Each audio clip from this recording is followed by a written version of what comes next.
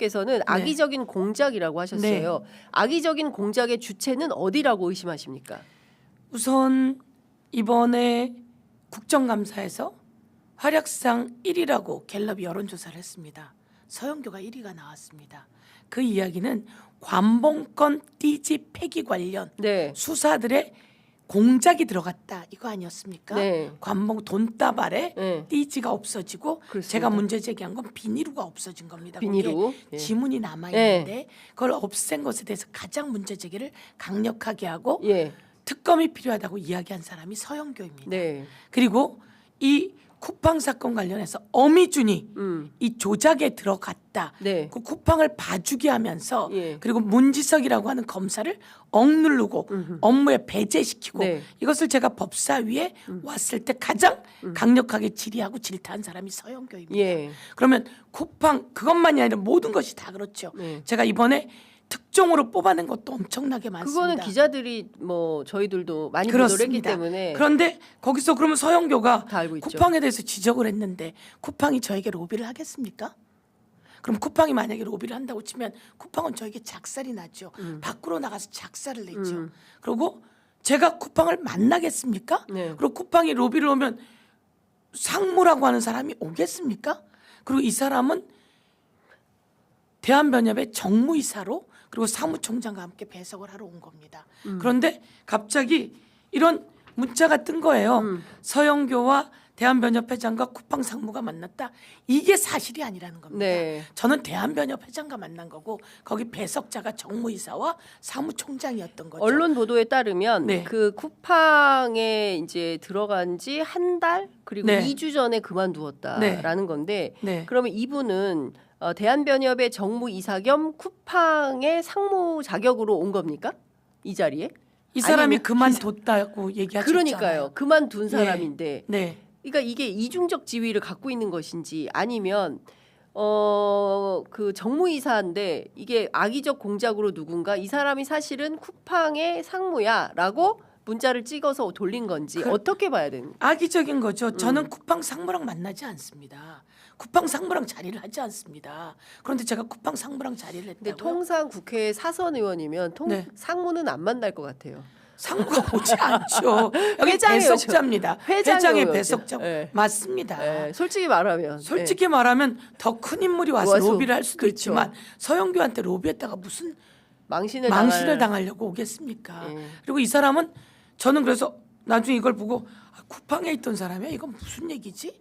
왜 이런 사람이랑 나온 거지? 이렇게 또 하나 거예요. 의심은 그런데 중요한 건 나중에 알고 보니까 10월에 들어갔다가 11월에 나왔다고 하고 그럼 쿠팡에서 이 사람이 사이가 좋은 사람일까요? 나쁜 사람이겠죠. 나쁘겠죠. 쿠팡과의 관계가. 들어갔다가 바로 나온 거 아니에요? 2주 만에. 그렇습니다. 그리고 제가 쿠팡을 만나면 제가 쿠팡을 미쳤다고 만나겠습니까? 그리고 쿠팡에 이렇게 그 상무인 사람이 그만둔 사람이 와서 저에게 로비를 하면 먹히겠습니까? 말도 안 되는 소리고요. 아니 근데 저는 이런 겁니다. 자, 이 악의적 공작의 주체가 어디냐? 저는 이게 굉장히 중요한 포인트라고 생각을 하는데 맞습니다. 왜 서영교를 이 악의적 공작 프레임에 가두려고 했나? 무엇 때문에? 누가 무엇 때문에? 우선 그 정무이사라고 하는 사람이 쿠팡에 있다 나온 그 사람도 타겟이 아닐까 이런 생각이 들어요. 왜냐하면 그 사람도 타겟이죠. 서영교는 쿠팡과 가장 가열차게 문제 제기를 쿠팡에 대해서 했고 어미준은 제가 정리합니다. 어미준이라고 하는 사람은 한두 번이 아닙니다. 그럼 어미준이 공작했다 이렇게 보세요? 어미준은 한두 번이 아닙니다. 그리고 그 관계자들도 한두 번이 아닙니다. 그리고 마찬가지로 제가 문제 제기했는데요.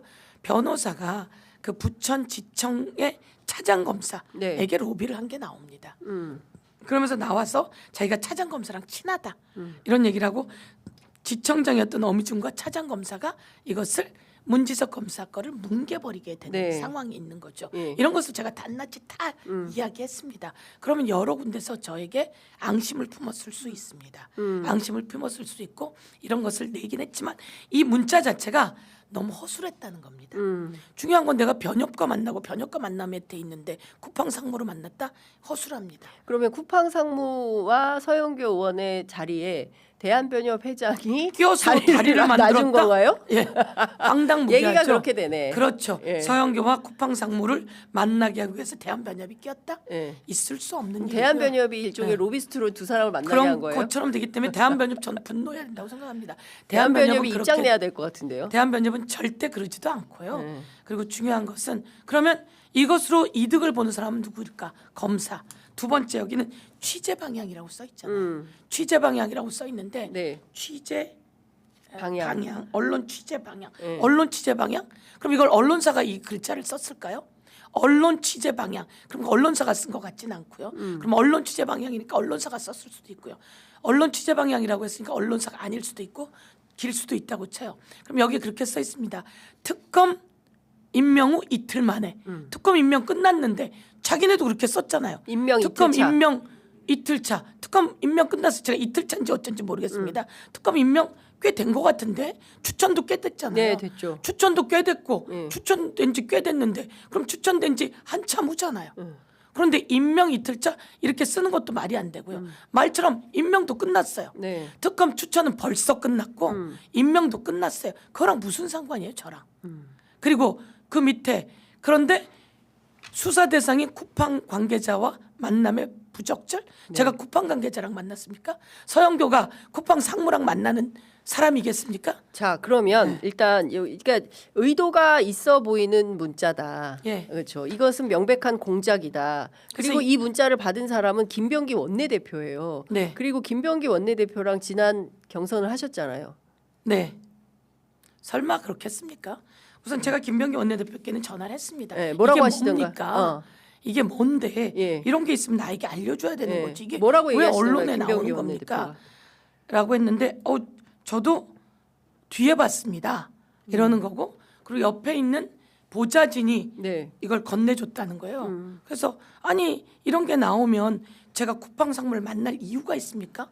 쿠팡 상무랑 만나겠습니까? 자, 그러면 말도 안 되는 거죠. 그럼 이런 게 있으면 국회의원을 보호해야죠. 방어해줘야죠. 네. 저는 그래서 제가 스스로 또 방어하고 있는 겁니다.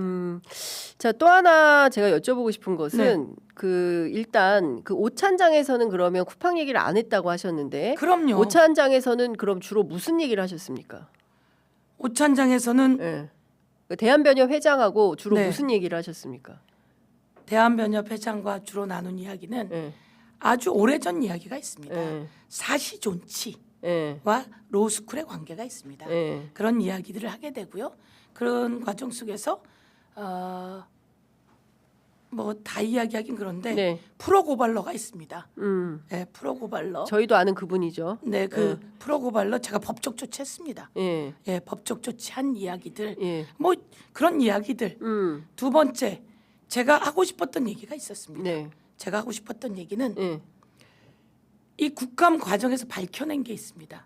법조인들이 내란 점단 재판부에 대해서 약간 부정적입니다.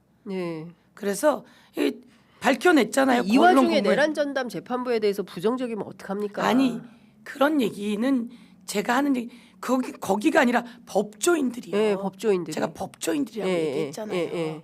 전선을 흐려주시면 안 됩니다. 법조인들이 그렇게 하면 그런데 이번 과정 속에서 다 알고 있는 내용일 겁니다. 언론에 다 보도되었으니 네. 우리가 아무도 몰랐던 내용이 뭡니까?